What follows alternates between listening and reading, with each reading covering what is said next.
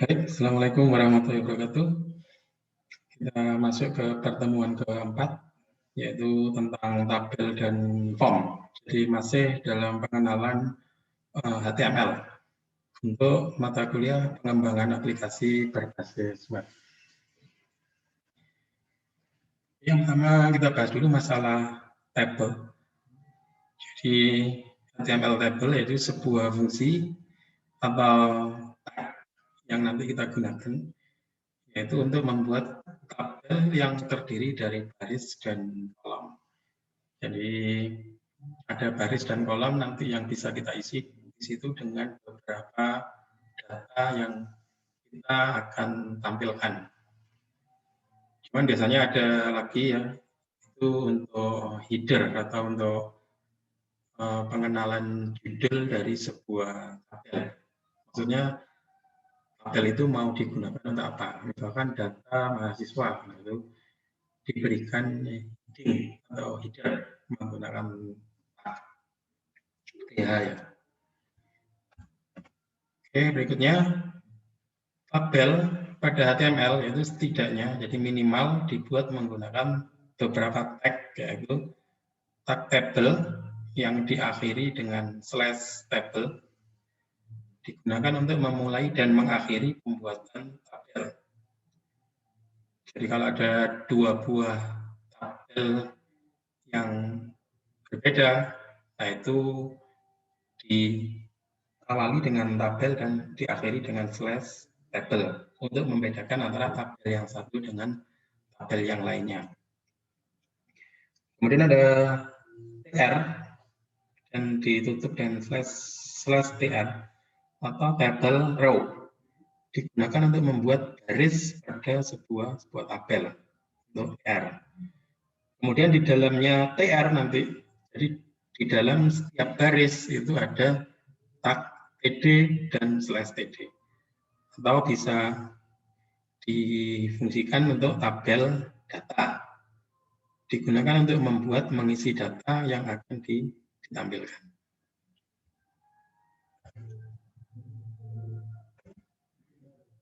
Oke, bentuk contohnya seperti ini. Jadi ada source code-nya, kemudian ini bentuk penggunaan tabelnya. Hasilnya tabelnya seperti ini. Kita coba dulu mungkin. Oke, saya buat new file, saya save.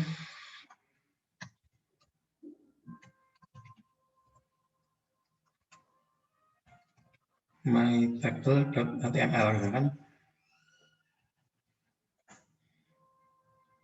Oke, yang pertama diawali dengan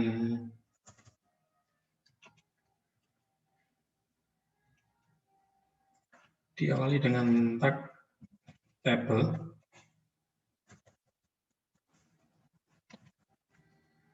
Nah, kemudian diakhiri dengan slash table. Jadi ini yang membatasi nanti antara tabel satu dengan tabel lainnya. Kita mempunyai lebih dari satu tabel. Kemudian di dalamnya ada tr, table row. Jadi ini satu, kalau ada satu tr dan slash tr, berarti di dalam tabel itu ada satu baris. Kemudian di dalamnya tr ada data yang mau kita tampilkan itu apa? Nah, itu kita pakai menggunakan td/td. Nah, td/td. Kemudian ini diisi datanya seperti apa. Nah, untuk lebih memudahkan, ini saya kasih data berupa tulisan baris ke-1,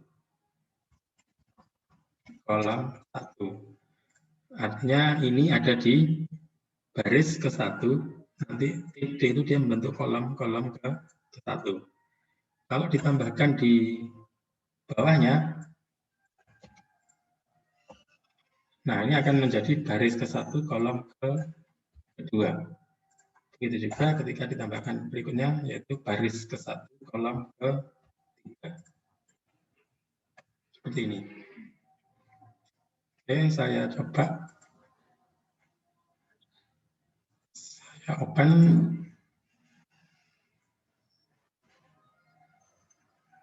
My table.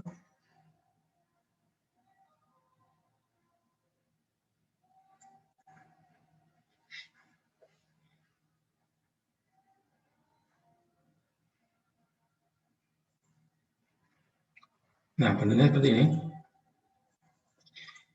Baris ke-1, kolom ke-1, kemudian ada baris ke-1, kolom kedua, kemudian ada baris ke-1, kolom ketiga. Nah, ini masih belum kelihatan ada tabel, karena ada sebuah atribut, yaitu namanya border. Ini bisa kita set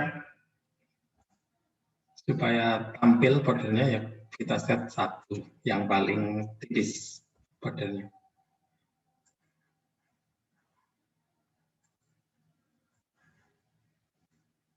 Ini sudah bentuk tabel. Barisnya atau bordernya sudah bisa dilihat dengan menggunakan atribut border, kemudian value-nya diisi 1. Kalau diisi 2, pasti nanti dia akan lebih tebal. Baris ke-1 kolom 1, baris ke-1 kolom kedua, baris ke-1 kolom ke-3. Nah, kemudian biasanya sebelum tabel row-nya itu ada namanya TH untuk header yang tadi. Misalkan data pasien, misalkan seperti ini.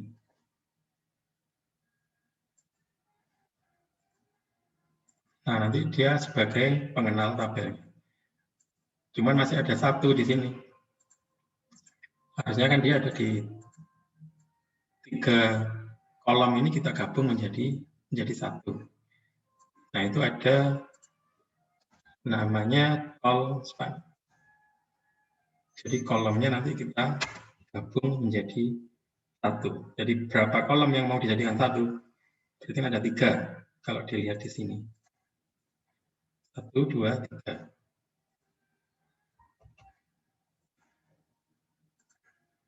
Nah, otomatis tulisan data pasiennya itu akan menyesuaikan. Dia ada di tengah. Karena 3 kolom sudah dijadikan di merger menjadi 1 baris dan 1 kolom. Oke, kalau menambahkan data lagi di bawahnya, ya berarti kita butuh TR lagi. Nah, TR dan slash TR.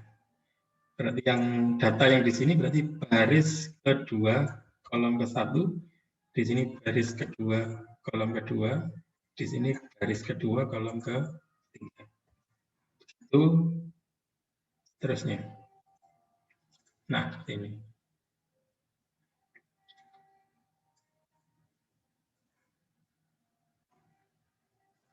Kemudian bisa juga kita tambahkan atribut color.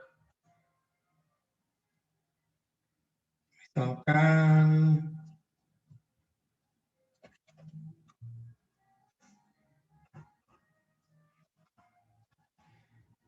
oke, hasilnya seperti apa? Nah, dia nambahkan background color-nya ke semua ke dalam satu tabel. Artinya kolomnya nanti dia juga akan ikut. Kalau mau memberikan di masing-masing baris, berarti dimasukkan background color-nya, dimasukkan ke dalam T.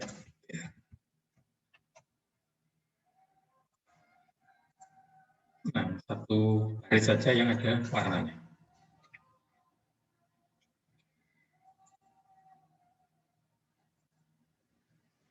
Oke. Nah, kemudian kita berkenalan dengan HTML form. Jadi apa HTML form itu? Itu sebuah user interface atau sebuah antarmuka nanti yang akan dilihat oleh penggunanya, yang akan langsung ditampilkan ke pengguna supaya dia bisa berinteraksi dengan halaman web yang berfungsi untuk mengelola sebuah data, baik menambah, mencari, atau menghapus dengan melalui data kan pasti disimpan di dalam server supaya lebih aman. Misalkan data mahasiswa. Nah, nanti kita butuh HTML form untuk memanipulasi atau mengelola sebuah data.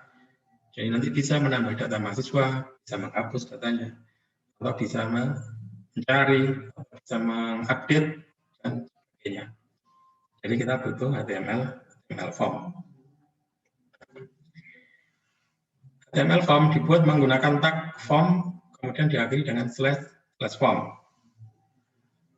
Sama, kalau ada beberapa form yang lebih dari satu, nah itu nanti dibatasi antara form dengan slash form. HTML form akan berkomunikasi dengan sisi server jika ditambahkan atribut method dan action seperti itu. Jadi nanti setelah kita belajar masalah client side, dan nanti kita akan belajar masalah server side. Jadi nanti program yang di sisi servernya itu seperti apa. Nah itu nanti HTML form yang ditambahkan metode post atau get, kemudian ada action. Action itu nama file pemrosesnya. Nah ini contohnya file.php. Oke. Nah kemudian ada komponen HTML form. Ada beberapa komponen HTML form input. Jadi kita menggunakan tag input untuk menggunakan komponen HTML dengan beberapa jenis atribut type atau tipe. Tipenya seperti apa? Coba. Oke, misalkan saya buat di sini. Atau yang ini saya matikan dulu.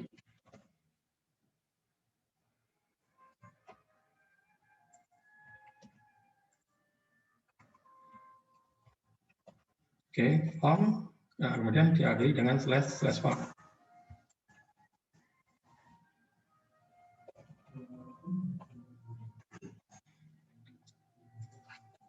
Oke, kemudian kita gunakan tag input. Nah, bentuknya seperti ini. Kemudian kita gunakan type. Type sama dengan apa value-nya? Nah, itu ada beberapa jenis. Yang pertama adalah input type-nya text. Misalkan seperti ini, bisa di-set atribut yang lain, misalkan max length. Maximum length-nya berapa? Misalkan saya isi 10. Oke, kita lihat hasilnya seperti apa. Nah ini, jadi input type tipenya text, digunakan untuk mengisi teks. Ketika diisi max length-nya sama dengan 10, berarti ini otomatis maksimal yang bisa diisikan di teks yaitu 10 digit. 1, 2, 3, 4, 5, 6, 7, 8, 9, 10.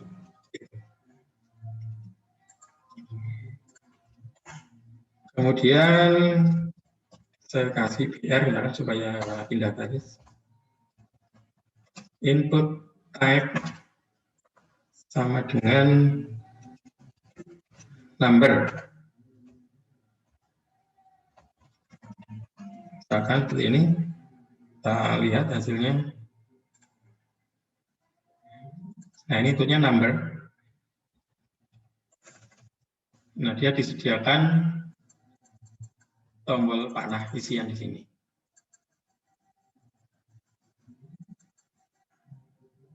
Oke, itu untuk number. Kemudian input type sama dengan email.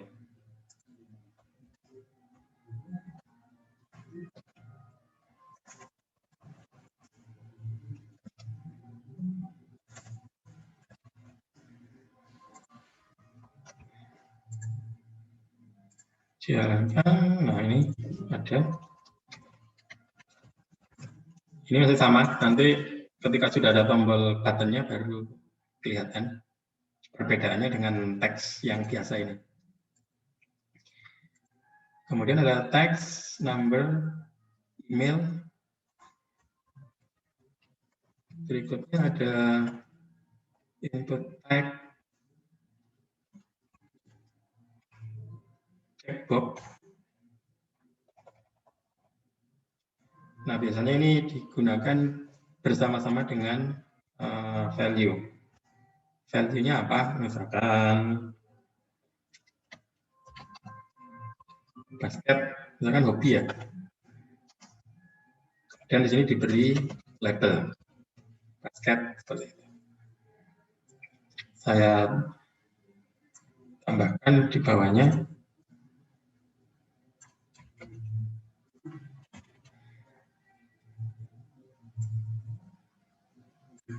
misalkan jogging. Kemudian ini di sini label untuk pilihannya itu tadi. Jogging. Oke. Nah, ini untuk checkbox. Jadi bisa dipilih lebih dari satu. Berikutnya input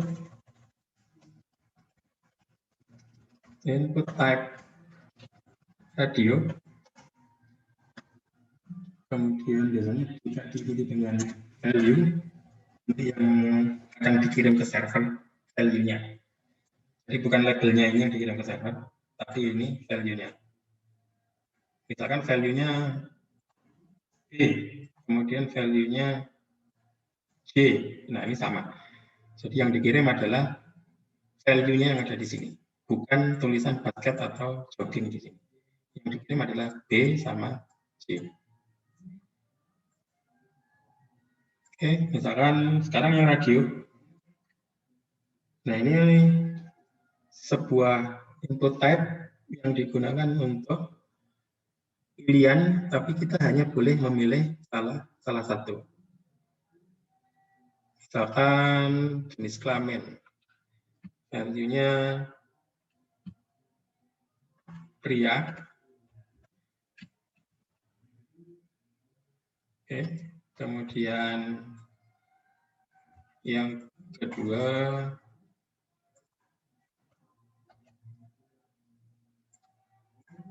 L sama P ya. Yang ini laki-laki, yang di sini perempuan. Nah, seperti ini. Cuman ketika kita coba, nah ini masih bisa dipilih kedua-duanya. Kenapa? Karena kita belum memberikan properti name. Nah, ini kita buat properti name-nya, kita beri nama yang sama. Misalkan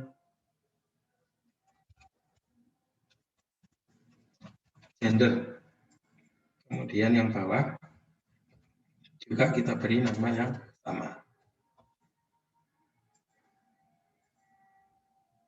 Nah, ini sudah bisa, hanya bisa dipilih salah satu.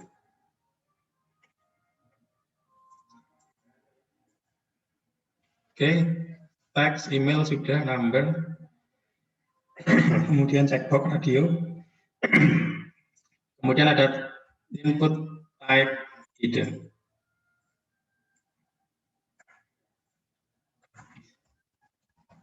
Input type hidden. Misalkan saya beri value-nya hidden. Kita lagi jalan kan, nah nggak akan pernah kelihatan. Biasanya nanti difungsikan untuk mengambil atau mengirim variabel. Kalau ini saya ganti menjadi input teks, nah dia value-nya hidden. Karena diganti dengan hidden, maka inputnya akan tidak kelihatan. Seperti itu. Kemudian ada input type password. Misalkan value-nya secret. Oke, hasilnya seperti apa? Nah, bentuknya dirahasiakan atau diganti dengan simbol ya. Biasanya digunakan untuk password. Makanya di situ inputnya tipenya berupa password. Oke. Kemudian ada input type submit atau sebuah tombol untuk melakukan submit atau mengirim data yang ada di form. Saya beri value atau caption di tulisannya, misalkan kirim seperti ini. Kemudian yang kedua adalah input type reset, value-nya misalkan batal.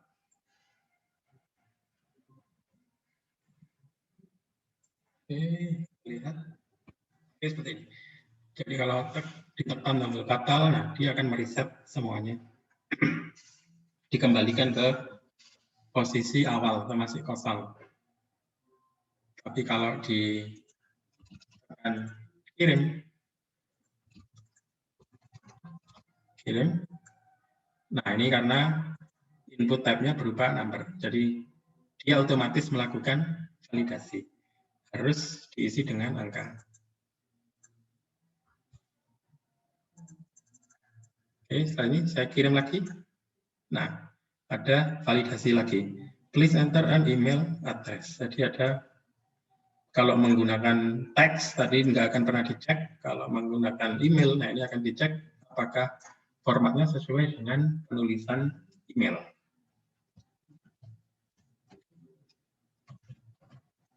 Nah, misalnya kalau sudah seperti ini, baru dia bisa mengirim. Kirimnya kemana? Nanti tergantung dari metode action-nya tadi. Jadi di formnya nanti dikasih metode sama dengan post atau get. Kemudian action-nya mau dikirim ke file mana. Sementara dikosongkan terlebih dahulu. Nanti kalau di sini ketika dikirim, nah file.php. Jadi nanti file pemrosesnya ada di sini.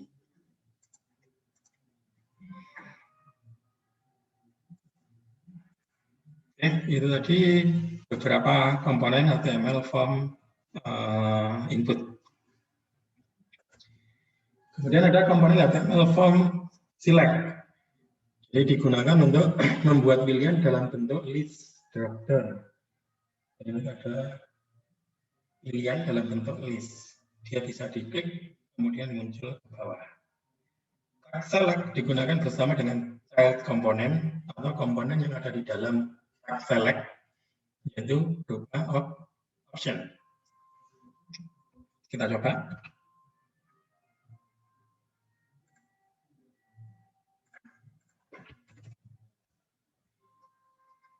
Nah, ini select diakhiri dengan /select, kemudian di dalamnya ada child komponen sama kayak yang ini tadi. Jadi kalau mau buat TD harus di dalamnya TR. Nah, ini di dalamnya select ada child komponen yaitu option. Option value-nya apa? Misalkan hobi yang tadi. Ini sama, hanya bisa dipilih salah satu. Misalkan select-nya tentang pemilihan lurah. Misalkan ini value-nya yang diisi C1 yang dikirim ke server calon 1 misalkan. Ditutup dengan /option. Kemudian di sini label yang akan muncul di list dropdown-nya. Misalkan diisi nama-nama calon.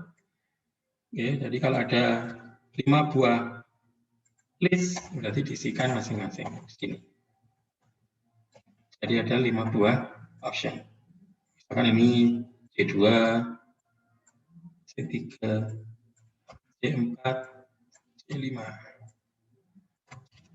Saya beri label yang beda.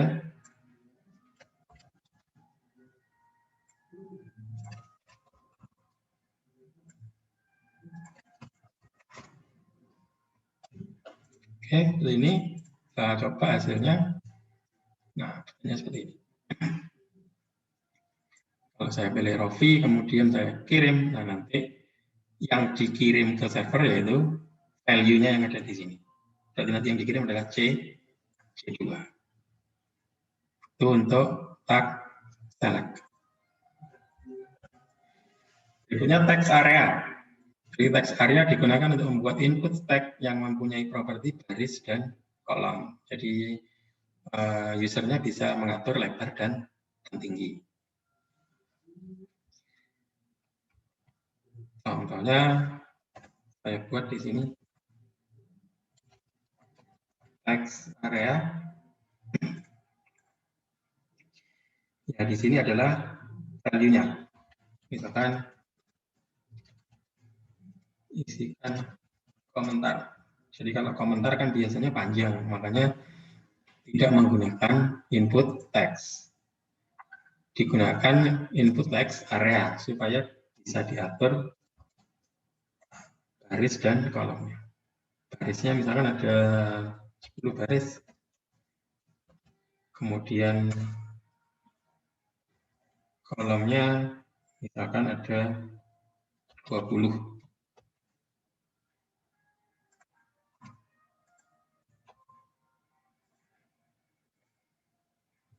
Nah, bentuknya seperti ini. Jadi ini baris, kemudian ke bawahnya dia kolom. Dan user bisa mengotak-atiknya sendiri, jadi bisa diperluas sesuai dengan nanti inputnya di sini panjang atau tidak. Seperti itu untuk text area.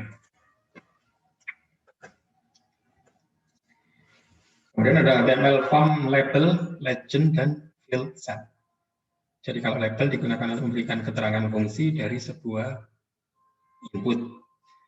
Jadi kalau bentuk seperti ini yang tidak bagus, kita harus buat label atau keterangannya. Maksudnya ini field ini digunakan untuk mengisi apa? Nama, apa jenis kelamin, atau keterangan dan sebagainya. Nah, itu harus diperjelas menggunakan label biasanya. Kemudian ada tag legend, itu erat kaitannya dengan field set. Jadi field set-nya terlebih dahulu, kemudian di dalamnya ada tag legend. Di mana tag legend digunakan untuk mendeskripsikan keterangan berupa teks caption. Misalkan tadi ada form, nah itu form digunakan untuk data mahasiswa misalkan. Nah itu keterangannya dibuat menggunakan tag legend dan field set. Oke, mungkin sampai di sini untuk keterangan dari beberapa komponen HTML form input dan tabel. Silakan kalau ada yang kurang dimengerti bisa langsung ditanyakan di forum Appling. Oke, mungkin saya akhiri. Assalamualaikum warahmatullahi wabarakatuh.